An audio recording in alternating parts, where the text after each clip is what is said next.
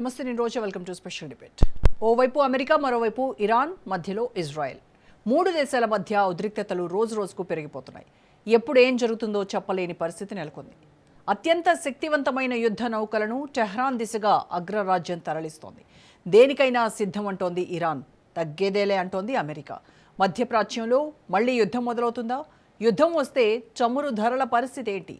ఆ ప్రభావం ప్రపంచ దేశాలపై ఎలా ఉండనుంది?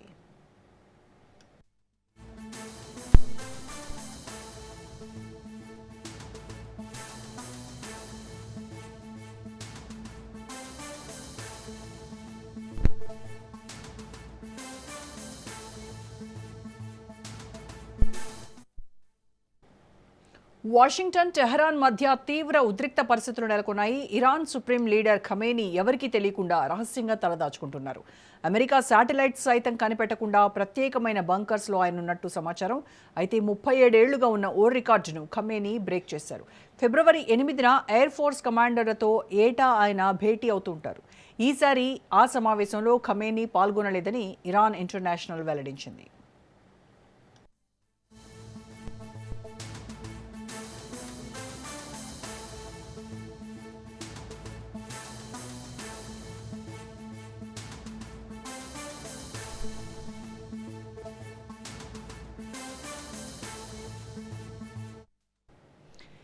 ఇక తమ దేశంతో చర్చలు జరపొద్దని అమెరికా అధ్యక్షుడు ట్రంప్ను అభ్యర్థించాడు ఓ ఇరానీయుడు. ఇరాన్పై దాడి చేయడమే సరైన మార్గం అంటూ సోషల్ మీడియాలో హక్కుల కార్యకర్త పౌరియా హమీదీ వీడియో రిలీజ్ చేసి సూసైడ్ చేసుకున్నాడు.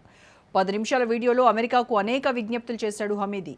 దేశంలో 40,000 మందిని మా నాయకులు హత్య చేశారు. విదేశీ జోక్యం లేకుండా ఇరాన్ నాయకత్వాన్ని అడ్డుకోలేము. ఇప్పుడు మా నమ్మకమంతా అమెరికా మీదే అంటూ కామెంట్స్ చేశారు. ఇరాన్తో సంప్రదింపులు వద్దు, మా దేశంపై దాడి చేయండని అభ్యర్థించాడు హమీదీ.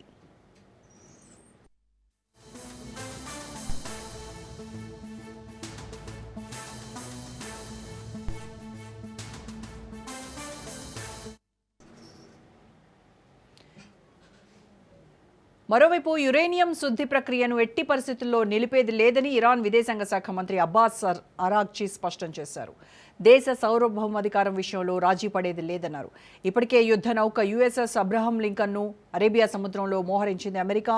కొద్ది రోజుల క్రితమే ఇరాన్ డ్రోన్లను కూల్చివేసింది. దీంతో పశ్చిమాసియాలో ఏదో జరగబోతోందన్న ఆందోళన ఉక్కిరిబిక్కిరి చేస్తోంది. ఒమన్ వేదికగా ఇరాన్, అమెరికా మధ్య పరోక్ష చర్చలు జరుగుతున్నాయి. అదే సమయంలో గల్ఫ్ ప్రాంతంలో అగ్రరాజ్యం మోహరింపు ప్రాధాన్యత సంతరించుకుంది.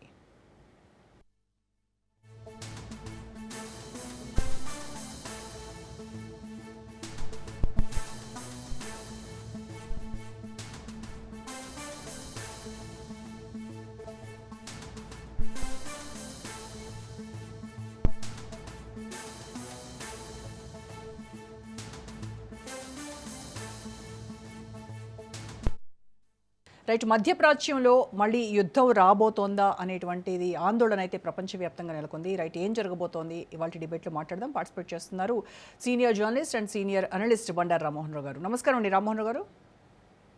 నమస్కారం రామ్మోహన్ గారు, మధ్యప్రాచ్యంలో మళ్ళీ యుద్ధం రాబోతుందేమో అనేటువంటి ఆందోళనలు అయితే ప్రపంచవ్యాప్తంగా కనిపిస్తూ ఉన్నాయి. ఎందుకంటే పరిస్థితులు చూస్తే అలాగే ఉంది. ఇక్కడ అమెరికా యుద్ధ నౌకలు కావచ్చు, ఎయిర్ క్రాఫ్ట్ క్యారియర్లు కావచ్చు, ఇవన్నీ పెద్ద ఎత్తున మోహరించారు. అలాగే ఇటు ఇరాన్ కూడా మిసైల్ టెస్టులు చేస్తోంది. ఇవన్నీ చూస్తూ ఉంటే ఏదో జరగబోతోందేమో అన్నటువంటి, తీవ్రంగా ఉండబోతుందేమో పరిస్థితి అన్నటువంటి ఆందోళన, భయం నెలకొన్నటువంటి పరిస్థితి. మీ అంచనా ఏంటి సార్? రాజా గారు, మీకు అట్లాగే రాజ్ న్యూస్ ప్రేక్షకులకు నమస్కారం.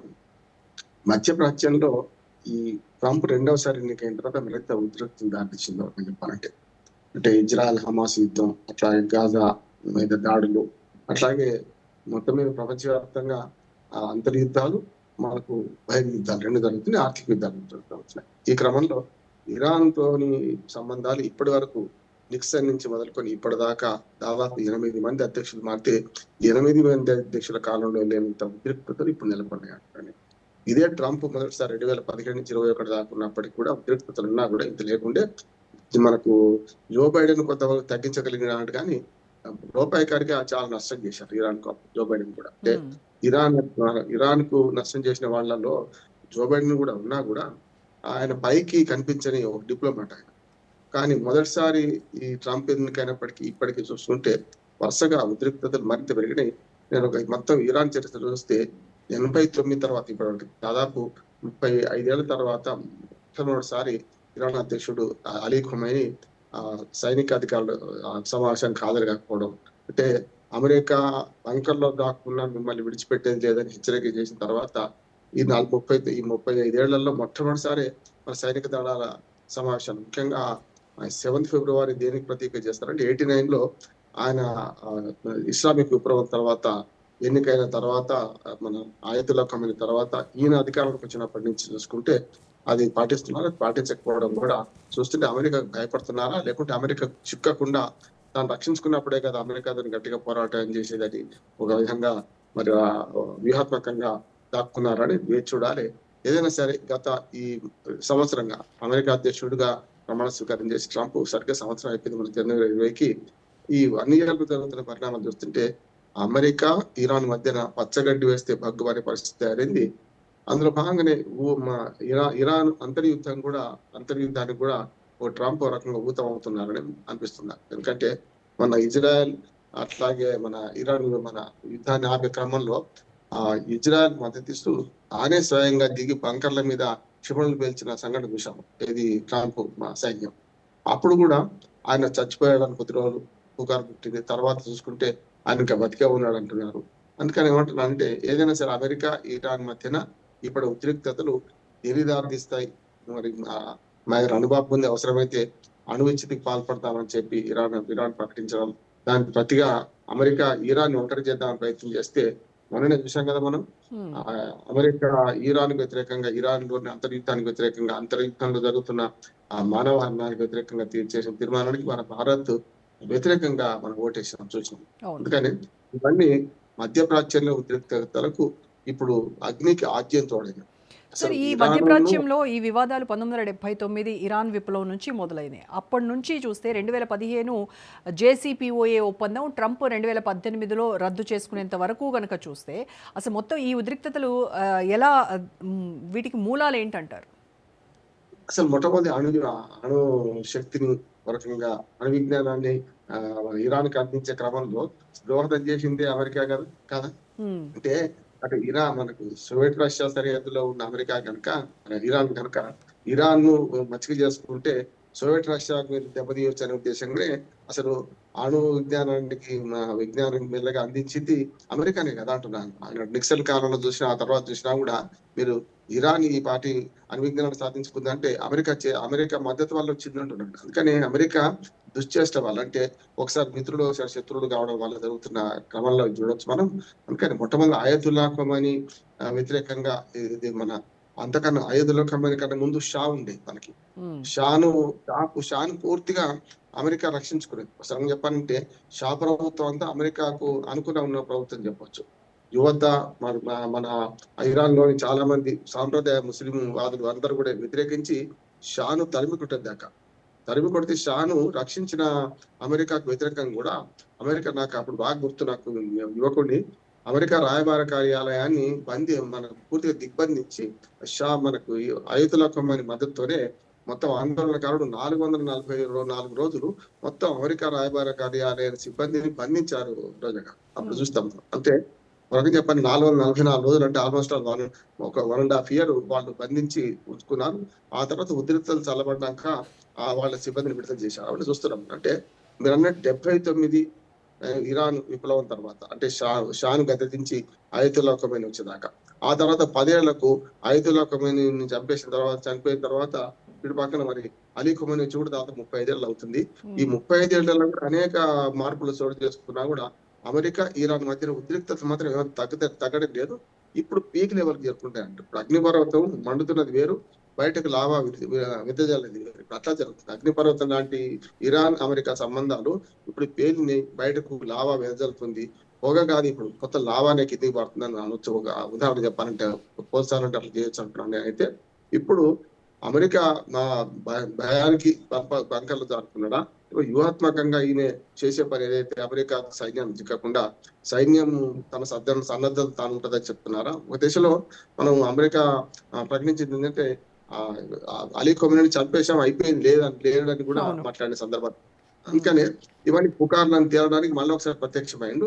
ఇప్పుడు మాత్రం ఇప్పుడు గత 6 నెలలుగా ఎక్కడున్నాడో తెలియకుండా రహస్యంగా దాక్కుంటున్నాడు. ముఖ్యంగా అమెరికా నిఘా విమానాలకు కూడా ఎక్కడ అందకుండా, ఆ నిఘా వ్యవస్థకు అందకుండా ఉంటున్నాడంటే ఇరాన్ లో ఎంత పటిష్టమైన బంకర్ల వ్యవస్థ ఉన్నది, ఇవన్నీ మనకు అర్థమవుతున్నాయి. ఏదైనా సరే ఒక రకంగా చెప్పాలంటే గత 400 ఏళ్ల చరిత్ర చూసుకున్నా, గత 100 ఏళ్ల చరిత్ర చూసినా, ఒక రకంగా చెప్పండి 8 మంది అమెరికా అధ్యక్షుల కాలంలో ఇటు పక్కన ఇరాన్ తో సంబంధాలు ఎప్పుడు మెరుగైతే లేవు. ఒక్క షాను ప్రతిష్ఠించి అమెరికాకు అనుకూలంగా ఉన్న ప్రభుత్వం ఏదైనా ఉంటే షా ప్రభుత్వం కుదురున్నది.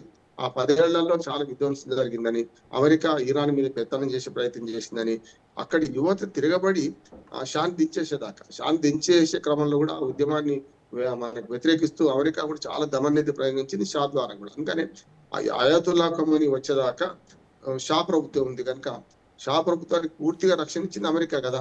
అంటే వాళ్ళు ఏమనుకున్నారంటే ఆ రష్యాకు వ్యతిరేకంగా ఏమైనా చేయదలుచుకుంటే ఇరాన్ ను వేదిక చేసుకుని చేద్దాం అనుకుంటారు. ఇప్పుడు సరిగ్గా అదే విషయాన్ని పాకిస్తాన్ నుంచి అమలు చేస్తున్నారు. ఇప్పుడు ఇరాన్ మీద ఏమైనా దాడులు చేయాలనుకుంటే ఇజ్రాయెల్ నుంచి చేయడం చాలా దూరం అవుతుంది కనుక మధ్యాహ్నం ఉన్న కుషన్ లాగా ఉన్న మనకు ఏదైతే పాకిస్తాన్ విమానాశ్రయాన్ని వాడుకోవడం, అక్కడి నుంచి మనకు వైమానిక దాడులు, పదార్థ దాడులు చేయడానికి కూడా వీలుగా ఇప్పుడు పాకిస్తాన్ వాడుకునే ప్రయత్నంలో మాత్రమే పాకిస్తాన్ దూవుతుంది అమెరికా. అందుకనే పాకిస్తాన్ తెలుసు, బెలూచిస్తాన్ ప్రజలైతే పూర్తిగా వ్యతిరేకించారు కూడా. ఏది మా గడ్డ మీద నుంచి ఇరాన్ మీద దాడి చేయడానికి వీలైతే ఇటు పక్క అమెరికాని వ్యతిరేకిస్తున్నారు బెలూచిస్తాన్ ప్రజలు. ఇటు చైనా విమానాశ్రయం నిర్మించి 2 ఏళ్ళు 3 ఏళ్ళు అవుతుందమ్మా. 3 ఏళ్ల నుంచి కూడా ఇంతవరకు రోజు గారు అక్కడ ఒక్క విమానం కూడా దిగడే. అంటే పాకిస్తాన్ కూడా వ్యూహాత్మకంగా ఇప్పుడు ఎట్లా వినియోగించుకుంటుందో అప్పుడు ఇరాన్ వినియోగించుకొని షా కాలంలో రష్యాను బెదిరించడానికి వినియోగించుకుంది అమెరికా. ఇప్పుడు కూడా అమెరికా ఈ దుశ్చర్యలు దేశాల మీద చేస్తుంది, మనకు తన ప్రజల మీద చేస్తున్నది, అట్లాగే ముఖ్యంగా ముస్లిం ప్రపంచం మీద చేస్తుంది అనేది ఒక నానుడిని మొదటి నుంచి కూడా. అది అధ్యక్షుడు ఎవరినా సరే చెప్పాలంటే నిక్సన్ నుంచి మనకు చరిత్ర చూస్తే వాటి ట్రంప్ 2వ పరిపాలన వరకు చూస్తే ఇరాన్ ప్రజల మీద ఏదో రకంగా దమన నీతి ప్రయోగించే ప్రయత్నం చేసింది. ఒక్కోసారి పాలకుల మీద, ప్రజల మీద. పాలకులు సన్నిహితంగా ఉన్నప్పుడు ప్రజల మీద, పాలకులు వ్యతిరేకంగా ఉన్నప్పుడు పాలకులు ఇద్దరు నష్టపోతారు. దేశాధ్యక్షుడికి వ్యతిరేకం అంటే దేశ ప్రజలకు కూడా వ్యతిరేకమే కదా. అందుకని మొన్నటి సమావేశానికి రాకపోవడం ప్రధాన కారణం ఏంటంటే అమెరికాకు చిక్కకుండా, అమెరికా రాడార్లకు చిక్కకుండా, అమెరికా నిఘా వ్యవస్థ చిక్కకుండా ఉండడానికి మాత్రమే మనకి సమావేశాలు ఆయన పాల్గొనలేనట్టు వాళ్ళ వ్యూహాలు వాళ్ళకు ఉన్నాయి. అంటే ఇది మనం ఎలా చూడాలి సార్? అంటే ఇరాన్ లీడర్షిప్ భయపడుతోంది, భయం కలిగింది వాళ్ళలో అనుకోవాలా, లేదు అని అంటే రెజీమ్ బలహీనపడుతోంది అని అనుకోవాలంటారు? భయపడ్డాం. అది వ్యూహాత్మకంగా అమెరికాను చిత్తు చేయడానికి ఒక 4 అడుగులు వేసే పులి కానీ సింహం కానీ అంటే దాంతో పోలిస్తారు. కానీ జనరల్ గా జంతువులను చూసుకుంటే ఒక దాడి చేయాలంటే 4 అడుగులు వెనక్కి వేసి స్పీడ్ అనుకుంటారు. మనం కూడా చూస్తాం క్రికెట్ లో కానీ ఎట్లా చూస్తాం. క్రికెట్ మ్యాన్ నడుస్తుంది కదా, వెనక నుంచి స్పిన్ బౌలర్లు వేరు, ఎక్కడి నుంచి దూరం నుంచి ఉరికొచ్చేవాడు వేరు కదా. 4 అడుగులు వెనక్కి పోయి స్పిన్ బౌలర్ అయితే ముందుకు వస్తాం. అట్లా ఇక్కడ కూడా ఆ ఇరాన్ అనేది ఒక రకంగా చెప్పారు, ఇరాన్ అధ్యక్షుడు వ్యూహం ఏదైతుందో ఇప్పుడు చిక్కితే మళ్ళీ ఇప్పటిలాగా కనపడకుండా పోవడానికి అవసరమైన మళ్ళీ ఏర్పాటు చేసుకోవాల్సి వస్తుంది కదా. నిజంగా 34 సంవత్సరాల తర్వాత ఇవాళ కనపడకుండా పోవడానికి వ్యూహాత్మక మన రచనే గాని, వ్యూహ రచనే గాని భయపడేది కాదని నేను. భయపడే అంటే ఆనాడు బంకల మీద దాడి చేసినట్టు భయపడి సరెండర్ కావాలి కదా. ఆనాడు ఏమన్నారు, ఇప్పటికి కూడా ఇరాన్ లో జరుగుతున్న మానవ హక్కులు అని మాట్లాడుతున్నారే, అమెరికాలో సరిగ్గా ఉన్నాయి, మానవ హక్కులు సరిగ్గా ఉన్నాయి. అమ్నెస్టీ ఇంటర్నేషనల్ లాంటి వాటికి అమెరికాను సమర్పించే చాలా సంస్థలకి ఇప్పుడు ఇరాన్ లో మానవ హక్కులు కనపడతాయి కానీ అమెరికాలో మానవ హక్కులు కనపడతలేవు కదా. 25 చోట్ల చాలా సార్లు దాడులు చేసి తమ సొంత ప్రజల మీద తిరుగుబాటు చేస్తే లాఠీ దెబ్బలు చంపిన సందర్భం చూసినాం కదా. నల్లజాతీయుల మీద ఎంత దుర్మార్గం చూస్తున్నాం కదా అమెరికాలో. అది కనపడదు వీళ్ళకి. ఇంకా ఏమంటా అంటే మొన్నటి ఆ తీర్మానం, ఐక్యరాజ్య సమితిలో ప్రవేశపెట్టిన తీర్మానమే అమెరికా జాత్యాహంకారానికి ఒక పెద్ద గీట్ రాయంటున్నాడు. ఇంకా దానికి వ్యతిరేకంగా మన భారత్ ఒకటి కాదు, కానీ పాకిస్తాన్ తో పాటు మనం కూడా వ్యతిరేకించడం. దాన్ని కేవలం 4 దేశాలే రోజా మొన్నటి తీర్మానం ఐక్యరాజ్య సమితిలో మనకు పెట్టిన తీర్మానం ఇరాన్ వ్యతిరేకంగా, ఇరాన్ పాలకులకు వ్యతిరేకంగా ప్రవేశపెట్టిన తీర్మానం మనం వ్యతిరేకించడం. అది పాస్ అయింది, తీర్మానం పాస్ అయింది. 24 దేశాలు దానికి 24 అనుకూలంగా ఉన్నాయి, 14 దేశాలు ఇటు అటు కాకుండా చేసింది. అయినా సరే మనం మొన్న 4 దేశాలు వ్యతిరేకించడం, 4 దేశాలే మనం పూర్తిగా ఫార్మ్ గా వ్యతిరేకించడం. అది కూడా ఏమైందంటే మనకు లాభమైందంట. అది చెంపదెబ్బ కొట్టినప్పుడు మన యూరోపియన్ యూనియన్ తోని మనం ఒప్పందం చేసుకోవడం దూడదబ్బ. ఈ రెండింటి వల్ల అమెరికా దిగి వచ్చింది. అంటే మన వ్యూహాలు మనకున్నట్టే ఇరాన్ మనం ఎప్పుడు స్నేహితులుగా చూసాం, ఇరాన్ ఎప్పుడు కూడా మన వ్యతిరేకం చూడాలి. అంతేందుకు ఇరాక్ విషయంలో కూడా అమెరికా చేస్తున్న దుశ్చర్యలకు ఇందిరాగాంధీ అప్పటి నుంచి పాలస్తీనా అధ్యక్షుడు మనకు ఇటు గడాఫీతో ఎంత బాగున్నామో అట్లా ఈ సద్దాం హుస్సేన్ కూడా బాగానే ఉన్నాం. సద్దాం హుస్సేన్ ఉరిని మనం వ్యతిరేకించినాం కూడా ఇరాన్ విషయంలో. ఎందుకంటే మధ్యప్రాచ్యంలో అమెరికా పెత్తనాన్ని నిరోధించే ఒక శక్తిగా ఇరాన్ అయితే ఇప్పుడు ఎదిగిందని నేను అనుకుంటున్నాను. ఇప్పుడు ఎందుకంటే ఈ గతంలో Iran Saddam proxy Hussain groups ఏవైతే ఉన్నాయో సార్, హౌతీలు, తర్వాత హిజ్బుల్లాలు, హమాస్, ఇవి ఇజ్రాయెల్ పైన, అమెరికా పైన దాడి చేస్తూ ఉన్నాయి. సో ఇవి ఈ దాడులు కూడా ఈ మూడు దేశాల మధ్య ఉద్రిక్తతలు పెంచాయి అనుకోవచ్చు అంటారా? ఖచ్చితంగా మీరు అనేది హిజ్బుల్లా మొదటి నుంచి హిజ్బుల్లాను ప్రేరేపించి అటు పక్కన ఇజ్రాయెల్ మీద కానీ అమెరికా పరోక్షంగా అమెరికాకు దెబ్బ కొట్టే చర్యలు కానీ మనకు హిజ్బుల్లా గ్రూప్ను కానీ హమాస్ గ్రూప్ను కానీ పెంచి పోషిస్తుంది. ఒక రకంగా చెప్పాలంటే ఇటు పక్కన ఇరాన్ అనే ఒక మాట వస్తున్నది. నిజం కూడా అంటే ఇప్పుడు దెబ్బకు దెబ్బ తీసే క్రమంలో ఇస్లామిక్ తీవ్రవాదం, ఇస్లామిక్ దానిలో చూసుకుంటే ఒక సర్వే జరిగింది. సర్వే జరిగితే అంటే ఇరాన్ లో ఉన్న దాదాపు ఒక 10-15% మంది ప్రజలు ఇప్పటికి కూడా అమెరికాకు అనుకూలంగా ఉన్నారు. కానీ 70-80% మంది ప్రజలు అమెరికాకు వ్యతిరేకంగా ఉన్నారు. అంటే కట్టర్ ఇస్లామిక్ వాదులు వాళ్ళందరూ కూడా మంచి చోట ఆయతోలోకమైన తర్వాత అనేకమంది ఆయన మరణం తర్వాత వచ్చాడు. విప్లవంతో రాలే కనుక వచ్చిన వాడు ఈయన రక్షించుకోవాలి, మన రక్షకుడు ఈయననే అనే ఒక ఉద్దేశం ఇరాన్ ప్రజల్లో ఉంది. అమెరికాలో కూడా 5-10% ఇరాన్ కు అనుకూలులు ఉంటారు. ఎక్కడైనా కూడా ఏ దేశంలో అయినా కూడా యుద్ధాలు రెండు దేశాల మధ్యన ఉద్రిక్తత ఉన్నప్పుడు కూడా దేశంలో ఉన్న పౌరులు మంచిగా కోరుకుంటారు కదా. ఉదాహరణకు మన పాకిస్తాన్, మన ఇండియా ఉందనుకోండి, మనందరం పాకిస్తాన్ పౌరులందరూ మన శత్రువులు అనుకోవడం లేదు. మనం పాలకుల శత్రువులు మనకు, అంతే కదా. అట్లానే ఇక్కడ కూడా ఏమిటంటే పాలకుల మధ్య శత్రుత్వం ఆ దేశ ప్రజలకు నష్టం చేయొద్దు అని మనం కోరుకుంటాం ఎప్పుడు కూడా. ఇరాను తను అవలంబిస్తున్న విధానాల వల్ల తను నష్టపోతూ ప్రపంచానికి నిలబడుతుందని ముందుకు తీసుకొస్తుంది. కానీ అమెరికా శక్తివంతమైన దేశం ముందు ఇప్పటికి ఇరాన్ నిలబడుతుందంటే మనం ఆశ్చర్యపోవాలంటున్నట్టు. గతంలో మన ఇరాక్ లాంటి దేశం, సద్దాం హుస్సేన్ లాంటి నియంత కూడా తప్పనిసరి మనకు వారి హత్యనే ఆయన చంపేశారంటే ఉరిశిక్ష అనేది వరకు చెప్పిన ఇరాక్ అధ్యక్షుడిని సద్దాం హుస్సేన్ చంపినట్టే లెక్క అమెరికా. అట్లాగే మేము అంతం చూస్తాం, ఇప్పుడు అలీ ఖుమైనీ అంతం చూస్తామని అమెరికా ఇప్పటి అధ్యక్షుడు మనకు ట్రంప్ 2-3 సార్లు హెచ్చరించండి కూడా. ఎక్కడన్నా ఏ కలలో దాక్కుని చంపేస్తామంటున్నారు. ఈ ఉద్రిక్తత 2 రోజులు కొనసాగాలి. అన్నిటికంటే ముఖ్యమైనదంటే ఈ మనకు ఐఓసి మనకు ఏదైతే ఆయిల్ ఏదో ఉందో ఆయిల్ కంపెనీల ఆధిపత్యం కోసం కూడా ఈ మొత్తం యుద్ధం జరుగుతుంది. మధ్యప్రాచ్యంలో ఉన్న ఆయిల్ కంపెనీస్, ఆయిల్ దేశాలు కనుక వీటి మీద పెత్తనానికి, డాలర్ పెత్తనం పోకుండా ఉండడానికి ఈ దేశాల మీద పెత్తనం సాగించుకునే క్రమంలోనే అమెరికా యుద్ధ చర్యలు పాల్పడుతుంది. ఇప్పుడు ఏకధ్రువ ప్రపంచం నుంచి వినధ్రువ ప్రపంచం వచ్చింది కదమ్మా, చూస్తున్నాం. రష్యా ఎక్కడో పోయింది, ఊబర్ శర్వాని అందరి పరిశాన్ నుంచి మెల్లగా ఇప్పుడు మనకు ఉక్రెయిన్ యుద్ధం చూసుకుంటే రష్యా ఎంత శక్తివంతంగా ఉందో మనకు అర్థమవుతుంది. అసలు ఉక్రెయిన్ మొత్తం సహాయం చేస్తుంది ఎవడు? అమెరికానే కదా. ఇప్పుడైతే మొత్తం అంతా కూడా సహాయం చేస్తుంది, వడ్డీ వ్యాపారం లాగా మీకు భూమాగా మాకు అప్పచెప్పని కోరుతుంది. ఉక్రెయిన్ కూడా అర్థమైంది అమెరికా ఎందుకు సహాయం. అందుకని ఇరాన్ అమెరికా సంబంధాలు ఒక్కనాటికి ఆగిలించి దాదాపు ఒక 50-60 ఏళ్ళ నుంచి ఏది నిక్సన్ అధికారంలో ఉన్నప్పటి నుంచి, అంతకుముందు కూడా రకరకాల 2వ ప్రపంచ యుద్ధంలో కూడా ఓటమి చవి చూసింది కదా అమెరికా. మనకు రష్యా ఒకటై ఇరాన్ వ్యతిరేకించి ఇరాన్ మీద దాడి చేసినాయి. అప్పుడు అమెరికా రష్యా ఒకటే. అప్పుడు చూస్తే ఇవన్నీ చారిత్రక పరిణామాలు ఒకసారి చూస్తే ఏంటంటే షా పాలన నుంచి అమెరికా కొంచెం పట్టు సాధించడానికి కనపడ్డా, తర్వాత ఆయుధుల్లా ఖొమైనీ నుంచి మాత్రం పూర్తిగా అమెరికా చెప్పు చేతుల్లో ఇరాన్ ఉండము అని ధిక్కర స్వరం వినిపిస్తుంది. దానిలో భాగంగానే ఇరాన్ మీద ఈ ఆంక్షలు కానీ లేకుంటే దాడులు కానీ ఇవన్నీ చూడవచ్చు.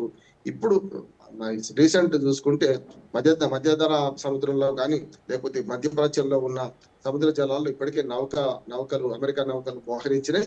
ఏ క్షణాన్న యుద్ధం జరుగుతుందని అనుకుంటున్నాం. కానీ భౌతిక యుద్ధాలకు ఇది కాలం కూడా కాదు. రోజుగా చాలా వరకు అంటే భౌతిక యుద్ధాల వల్ల జరిగేది ఏమి చూస్తున్నాం కదా. ఇటుపక్క అటుపక్క ఉక్రెయిన్ అధ్యక్షుడు 1,00,000 మంది పౌరులు చనిపోయారు అంటున్నారు. 1,00,000 మంది ఉట్టి కాదు కదా, 1,00,000 మంది అధికారికంగా చెప్తున్నాడు ఆయన ఉక్రెయిన్ అధ్యక్షుడు. కానీ అంతకంటే 2,00,000 మంది కూడా యుద్ధం జరగచ్చు. భౌతికంగా యుద్ధం జరగాల్సిన అవసరం లేదు. టారిఫ్ లో యుద్ధం జరగచ్చు, ఇంకొకటి ఈ రకంగా జరుగుతున్నది కదా డిజిటల్ యుద్ధాలు. అవును. ఇంకానే ప్రపంచంలో ప్రపంచ యవనిక మీద 3 కనపడుతున్నాయి మనకు. ఒకటేమో అంతర్యుద్ధం. ఇరాన్ లో కూడా అంతర్యుద్ధం ఒక రకంగా చెప్పాలంటే వాళ్ళ పౌరులు తిరగబడ్డారు. అట్లానే మనకు నేపాల్ కానీ, బంగ్లాదేశ్ కానీ, శ్రీలంక కానీ ఇవన్నీ అంతర్యుద్ధం కూడా ఎంత పీక్ ఉందో. ఆ హమీది అన్న అతను సూసైడ్ చేసుకుంటూ ఒక వీడియో పెట్టి వద్దు, చర్చలు వద్దు, దాడి చేసేయండి అని చెప్పాడంటే ఏ లెవెల్లో ఉందో అర్థం చేసుకోవచ్చు.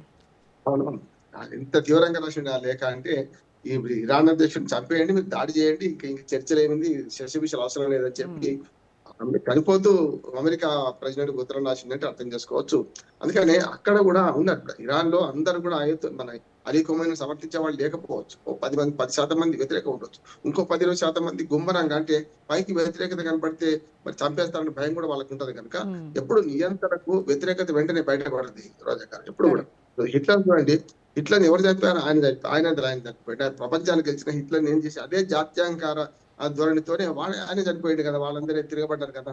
ఎప్పుడు కూడా జాతిని బాగా ప్రేరేపించి జాతిని బాగా ఉద్రేకపరిస్తే ఆ జాతి అంటే తనను మన హననానికి మన కారణమవుతాను. దానికి మంచి ఉదాహరణ మనకు హిట్లర్ కదా. హిట్లర్ని మించిన నియంత్రించాడు కదా. ఒక అలెగ్జాండర్ ప్రపంచ విజేత కావచ్చు, కానీ హిట్లర్ నియంత కదా. అలెగ్జాండర్ వేరు, సామ్రాజ్యవాదంతో పోరాడి సామ్రాజ్యవాదం కోసం ఆయన దేశాన్ని గెలుచుకుంటూ, కానీ హిట్లర్ అట్లా కదా, జాత్యహంకారం. ఏదైతే జర్మనీ జాత్యహంకారం లేకుంటే హిట్లర్ లాంటి వాడే పతనమైనప్పుడు ఈ మనకు ఇరాన్ కానీ ఏదైనా సరే, ఎక్కడ ఏదైనా సరే నష్టం అవుతుంది. అందుకని ట్రంప్ కు వ్యతిరేకంగా ఇప్పుడు అమెరికా ఉద్యమం జరుగుతులేమంటారా? చాలా జరుగుతున్నాయి. అందుకనే ఇటువంటి నియంత్రణలకు వ్యతిరేకంగా ఎప్పుడు ఉంటది కాలము. కానీ కాలంబు రాగానే కాటేసి తీరాలి అని కాళోజీ నారాయణరావు గారు అన్నట్టు, కాలం వచ్చినప్పుడు తిరుగుబాట్లు వస్తాయి అంటున్నారు. ఇరాన్లో తిరుగుబాట్లు అదే కారణం. ఇప్పుడు అలీ ఖొమైనీ మంచి అభిప్రాయం ఏం లేదు, కానీ అలీ ఖొమైనీని మొత్తం మీద 87% ఇరాన్ ఏమంటున్నారంటే అమెరికాకు ధీటైన సమాధానం చెప్తున్నాడు. అమెరికాతోని అంటే భావజాలం, ప్రజల భావజాల వేదంతో ఆ నాయకుడు కూడా అట్లే ఉంటాడు కదా. అది ప్రాంతం కావచ్చు, కులం కావచ్చు, మతం కావచ్చు, భాష కావచ్చు, ఇవి రెచ్చగొట్టే వాళ్ళని ఏం చేస్తారంటే ఆ వర్గాన్ని ఆకట్టుకొని, ఎక్కువ శాతం 90% వర్గాన్ని ఆకట్టుకొని వాళ్ళు ఈ ఉద్యమాలు నడుపుతారు. ఏదైనా సరే నేను ప్రపంచం మొత్తం అంటున్నాను, ఈ 4 బాగా ప్రభావం చూపెడుతుంది. జాతి కూడా అంటే ఒక ఇరాన్ జాతి ప్రజల మనం అనే ఒక భావన కూడా దాన్ని పెంపొందిస్తుంది. కానీ విరుగుడు కొరకే అన్నట్టు ఎంతైతే అభిమానిస్తారో అంత వ్యతిరేకించినప్పుడు వాళ్ళు ఎవరు నిలవలేరు అంటున్నారు సమస్య. సార్, ఇప్పుడు ఒమన్లో కూడా అమెరికా ఇరాన్ల మధ్య కొన్ని చర్చలు జరిగాయి కదా, వాటి ఫలితం ఏమైందంటారు? అసలు దానివల్ల ఉద్రిక్తతలు తగ్గాయా, లేదు అని అంటే కొత్త డిమాండ్లకు ఏమైనా తెరదీసినట్టు అయిందా? అవి ఒమన్లో జరిగిన చర్చలలో రహస్యంగా కొన్ని డిమాండ్లు వచ్చినాయని అనిపిస్తున్నారు. అంటే ఒకటి ఏంటంటే, ఇప్పుడు అది ఒకటి తప్పుకోవడం అది సాధ్యం కాదు. ఇప్పుడు ఎప్పుడైనా పీడముడు ఎక్కడ పడుతుంది?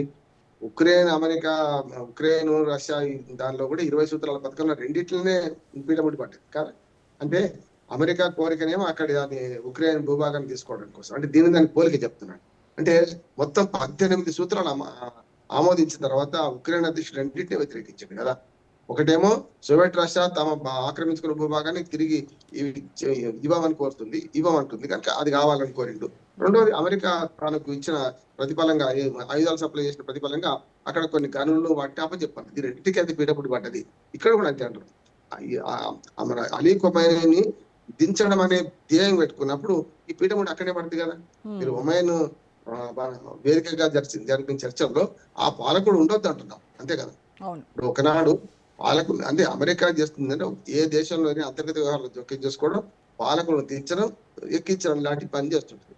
అదే ఆ మధ్యన ఇప్పుడు వెనిజులా అధ్యక్షుడిని ఎత్తుకపోవడం అంటే ఏమన్నట్టు, వారు విదేశాంగ విధానం పక్కన పెట్టి మొత్తం దేశంలో నేనే దానికి అధ్యక్షుడిని అండి. 2 దేశాలకు, అమెరికాకు నేనే అధ్యక్షుడిని, వెనిజులాకు నేనే అధ్యక్షుడిని అమెరికా అధ్యక్షుడు ప్రకటించుకున్నాడు కదా.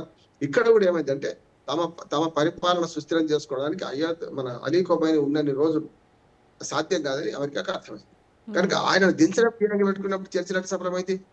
అదే వస్తుందంట. అంటే ఇప్పుడు ఆ షరతే అది పనికిరాని షరత్ అవుతుంది కనుక ఆయన పరిపాలన ఉండగా చేస్తే వీలుంటుంది. అందుకని ఇప్పుడు ట్రంప్ ప్లాన్ నాకు అనిపిస్తుంది ఏంటంటే, ఒకనాడు మనకు మన జిమ్మీ కార్టర్ కన్నా ముందు అంతకుముందు మనకు రిచర్డ్ నిక్సన్ ఆ ప్రాంతాల్లో చూసుకుంటే మనకు ఏదైతే షా పరిపాలన తీసుకొచ్చి వాళ్ళకి అనుకూలమైన ప్రభుత్వాన్ని ఇరాన్ పెట్టుకున్నారో, ఇప్పుడు ఈ తిరుగుబాటుదారు నుంచి ఇప్పుడు వాడు చనిపోయినాడు, వాడు అటువంటి వాడిని ప్రోత్సహించారు అమెరికా, అటువంటి వాడిని అధ్యక్షుని చేసే క్రమం కూడా ఆలోచించారు అంటున్నాడు.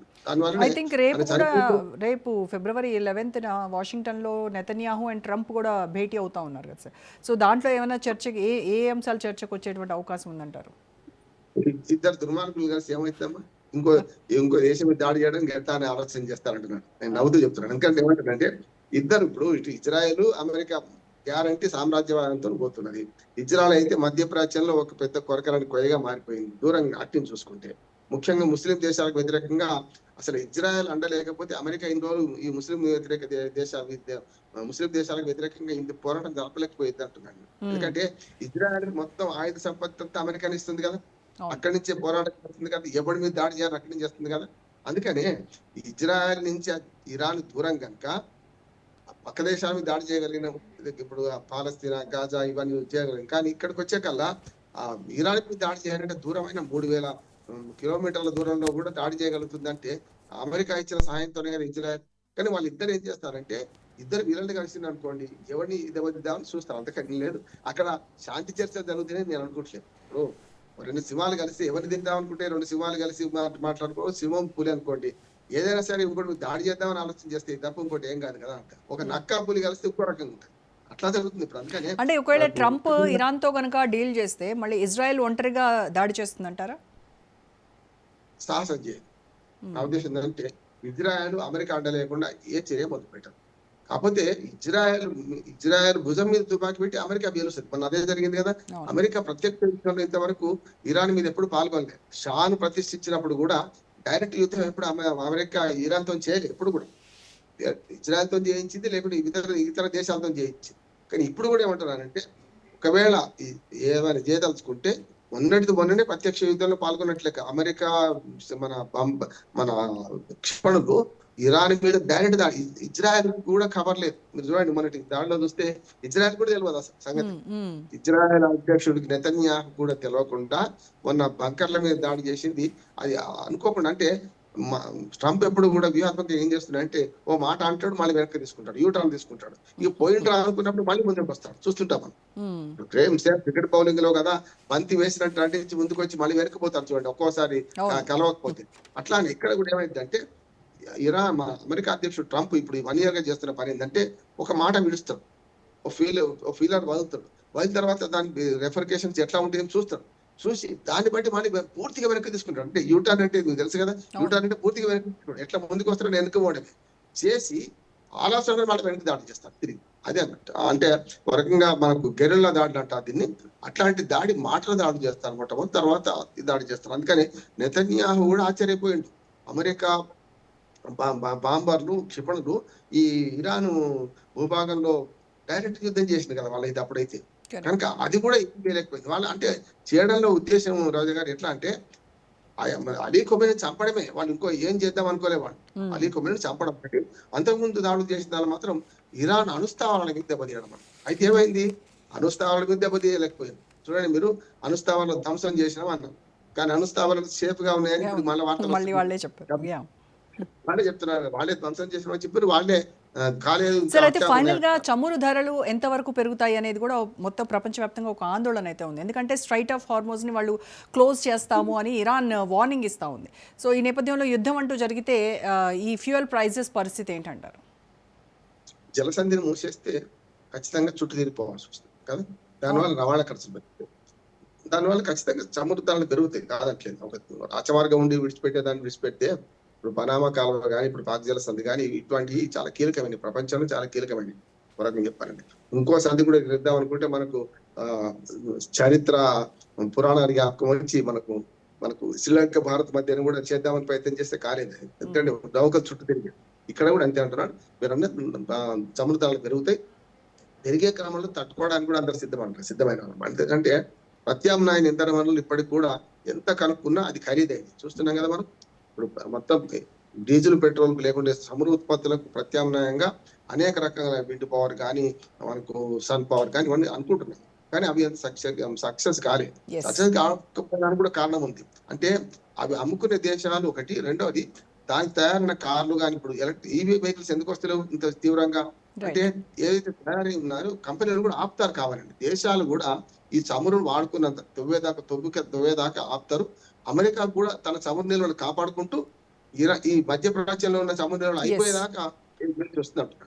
Right sir, thank you so much Ramohan Rao గారు. రైట్, ఇది వాళ్ళ special debate. Stay tune to Raj news.